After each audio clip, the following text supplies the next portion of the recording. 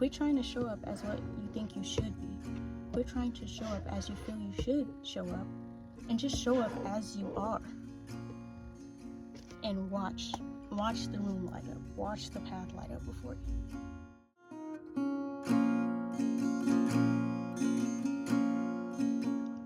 Hello there. I don't know why I said that British. Let's start over. Hello, welcome to my channel. My name is FAERIE, and today we're going to be debunking myths about confidence. And we're going to be re-examining what confidence looks like and feels like, and debunking what we've been told, because I feel like we have a very narrow understanding of what confidence is and can be and can look like. So we will be decolonizing confidence, if you will, maybe. Okay. Right, so sorry about that. We will be debunking myths about confidence and what it looks like and what it feels like. Decolonizing confidence, if you will. Okay, I have notes over here, so if you catch me looking over here a lot, it's because I have notes. Okay. Confidence. Confidence doesn't have to mean being the life of the party. I feel like our understanding of confidence is associated with extroversion and being loud and flamboyant, and while that type of confidence is beautiful, it definitely doesn't encompass the entirety of what confidence is. Like, if you're the person at the party who goes and makes friends with the animal, or goes and looks for the instrument, the guitar, the piano in the house, I feel like that brings amazing energy to the function as well. And if you can just accept that energy, whatever energy you bring into the room, without feeling any sense of FOMO or inferiority, then that's confidence right there. Yes, energizing and vibrant energy is great, but if that's not the energy you bring into the space, if your energy is more grounding or soothing or eccentric, then that brings just as much value into the room. That's just as valuable as that vibrant or flamboyant person. If you can just stand firm in the fact that there is a specific, unique type of energy that you and only you can offer to a room, it makes much less sense to try and conform to such a narrow understanding of confidence, when you were literally born with the ability to light up a room in your own way. Maybe that flamboyant person you're looking at, that we have been told to perceive as the definition of confidence, as the definition of what confidence looks like, lights up a room like fireworks, very bright, very in your face. That's stunning. But what if you walk into a room and you light up the room like a sky full of stars? Is that not stunning? Is that not gorgeous? Maybe it's more subtle, but it's the same level of beauty, it's the same level of value, it's the same level of light. So what I want you to do is embrace that. I want you to quit trying to make yourself bigger, brighter, louder, because in doing so, you're suggesting that you're not bright enough already as is. Quit trying to contort yourself and just decide that you're enough, because you are. You won't attract the audience and the experiences and the opportunities designed for you specifically if you're trying to act like somebody else. While trying to mimic somebody else's energy, you're neglecting your own. And it makes no sense. It's not doing anyone a favor. Not you, not the room you're walking into, not the path that you're on, not the universe. Like, what is it doing for you? So get in touch with your own essence, whether it's awkward, whether it's quiet, whether it's weird, just embrace it. Because as soon as you do, you realize that others can admire the aspects of you that you can't yourself yet. There are spaces and people and energies out there ready to meet you at all sides like a puzzle piece, but You've got to take on your true shape for that to happen at all. What if someone out there is waiting to experience aspects of your energy and your story where you hold the most shame? What if the moment you stop hiding the parts of yourself that you find hideous, they land upon the eyes of someone who says beautiful, who sees beauty? How will they find you if you keep hiding, if you keep masking, if you keep performing? I think especially as women, when we think of confidence, we think of beauty, we think of a woman who doesn't question herself, who walks into a room and has all eyes on her, a natural networker, you know. You get the gist, you get what I'm suggesting. Some people, like, that is their second nature, you know, that is just who they are naturally. They naturally walk into a room like that. They don't have trouble necessarily doing that. Not all of us had the privileges of growing up in an environment where not questioning ourselves is second nature, if that makes sense. As creatives, as black people, as black women, as queer people, as, you know, people of color, as indigenous people, I think a lot of us deal with wounds from existing in spaces where we felt invisible, where we were belittled, where we were ignored or unacknowledged. So many of us might feel a sense of sadness when we don't meet that criteria, when we can't step into that naturally. But here's the thing. The source of our confidence cannot solely come from how the room reacts to us. Are you getting what I'm saying? The source of our confidence cannot solely come from how the room reacts to us. I feel like some different identities might have that privilege because many of the rooms they walk into are catered to hold their energy or their identities. Do you feel me? Do you get the gist that I'm suggesting? You might not turn everybody's heads the room that you walk into, but frankly, you might not want to. If you walk into a room performing, yeah, you might turn some heads, you might get some attention, you might attract more eyes, but they won't be looking at you. You will not be seen. They will be looking at your mask. Whereas if you walk into a room as yourself, even if you don't feel that it is a showstopper or it automatically catches people's attention in a loud, very flamboyant, very out there way, you may not turn everybody's heads if you walk into the room like that, but the people who do look, those are your people. That's your target audience. Those are the people who you want to look at you. Do you get what I'm saying? The key to confidence, in my opinion, is understanding specifically what you bring to the table and understanding the value of that. You know, we don't need 6 trays of dinner rolls at the table because 5 of you was worried that your mac and cheese wasn't good enough or your potato salad. You get what I'm saying? Like, you get what I'm saying. It was a weird analogy or metaphor or whatever it is, but you get what I'm trying to say. Like, we need a spread at the dinner table of different things in order to have a good dinner. Somebody's gonna come to the function, look at the table, look at what you brought specifically, and go right there, straight to that. That's the first thing they want on their plate. You feel me? Okay, enough with the food references. Standing in your own essence is what is going to make you stand out. You do not have to try to stand out. You do not have to try to shine, because that is your nature. And trying to stand in an essence that isn't your own is what's going to make you blend in.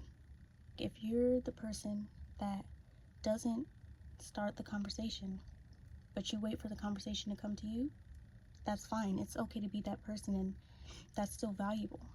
That's still valuable. That's still beautiful. That's more than enough. And just embrace that. What does that say about you when people come up to you and talk to you, even though you might not be the person to go up and start a conversation and be the best conversationalist? If someone felt comfortable enough to come up and talk to you, that means you have magnetic energy. That means you're approachable. Just embrace what you have to offer. We do not need 50,000 flamboyant people in the room all competing for the spotlight. We do not need that. You don't have to compete for the spotlight. You bring your own unique light to your own unique stage, and there are people who are waiting to watch you. There are people who are like, oh, this is the energy I have been craving, waiting for. Just trust me. Just trust me. Confidence can be quiet. Confidence can be awkward. Confidence can be scared. Confidence can be shy. And confidence can be ugly. Going back to what I said about the parts of your story, of your identity that you carry shame about, just wearing that with confidence automatically just transforms that. Like, just being able to accept yourself, all parts of you as you are, without trying to contort yourself and force yourself to be something else. That's confidence right there. That's confidence right there. Yeah, that's the gist. Quit trying to take notes and perform and try and show up as the confidence that they present to us in the movies, knowing that there is little representation in the movies. And start writing your own script. Start writing your own screenplay. And I also want to leave you with a song to listen to and a little lyric to help you with this. The song is called I'll Call You Back by Erykah Badu. And the line that I'm talking about is, she goes, never the life of the party, but I get it started, it's business, and I call you back. I don't know if I got the whole line right, but that was the gist of it. Never the life of the party, but I get it started. Let that say. Erykah Badu is talking about she's never the life of the party. You see, like, I feel like a lot of, prominent people like that, energies like that, like Erykah Badu, for example, are people who just are so set into their own unique energy, have embraced it so much that it's like they have peeled back all the layers of dirt and grime, wiped it off, cleaned it up, and their natural shine, their natural essence shines so bright because of it, because they're not, trying to cover it with all these layers that don't align with them. For another example, Iniko, they're very unique. They're tapping into their own specific essence. They have a very specific, tone in their songs, their lyrics, their style, and they shine because of it. I guarantee it. You think every room, like, that Iniko or Erykah Badu walks in with the identities that they have, is not gonna, hold them or put them on this pedestal? Does that take away anything from their greatness and their light? No, it does not. It really doesn't. Also, I'm not saying that, you cannot step into those energies if that's a goal of yours. If you're naturally introverted, naturally quiet, naturally shy, naturally awkward, and you really do want to step into, challenge yourself or step into some bravery and learn how to work a room or to network or to introduce yourself to people or whatnot, you can obviously practice those things and embody those different traits. But it doesn't mean that you have to shun the other aspects of you. Like, if you want to be magnetic and charming and sociable, but you feel that you're awkward and shy and, introverted, those three qualities can be what makes you magnetic, can be what makes you charming, and can be what makes you a great person to have a conversation with. I feel like we are always putting a certain identity or type of being or type of moving through a room, through a space, or whatever, on a pedestal. I have experienced it myself, where I look at people or some of my friends and they just walk with confidence. They just don't question themselves at all. They're very out there. They're very forward. But you have to look at what these people went through. Like, some of these people, a lot of these people I'm looking at, their identities, like being, white or growing up wealthy or whatever, they have not been in a lot of situations where their worth was questioned in the way that we us being people of color, queer people, black people, women, etc., have had to experience. They haven't been questioned. Their looks, their value, their words, their talents, their whatever, their existence has not been questioned in the way that we have been questioned. So it's, of course, it's second nature for them to work a room, to be more confident, because they, more often than not, they have walked into rooms and have been catered to them, that have been able to hold them in their identities, and they have been, you feel me? I hope that made sense. So we should not beat ourselves up for not being able to walk in the world that way. And we shouldn't, that's an unrealistic expectation to have. And we should instead walk into a room in our own unique way, light up a room in our own unique way, and find the value in what our specific experiences bring to the table. We bring value into any room we walk in because we bring our unique experiences, our unique vibe, our unique thoughts, our unique perspectives, our unique style that nobody else has. And that's important. That's just as important as the natural network or the whatever and whatnot. You feel me? That's just as important. It really is. So you don't have to try to stand out or to be that person, the life of the party or whatnot. You can just be you and bring just as much value into the space. And that is confidence right there, is knowing that you are inherently valuable. You don't have to do anything to bring value into a room. You don't have to make yourself bigger. You don't have to take up more space, because you're enough. You are enough. And deciding to believe that, acknowledging that, and knowing that is going to amplify your light, because you're not dimming it by trying to perform or trying to show up as what you've been told you should be, when you should just be showing up as you are. Quit trying to show up as what you think you should be. Quit trying to show up as you feel you should show up, and just show up as you are. And watch the room light up. Watch the path light up before you. I think I've said everything I wanted to say. This is a pretty short video. But yeah, I hope this helped. I hope this helped reform your understanding of what confidence is and what confidence looks like.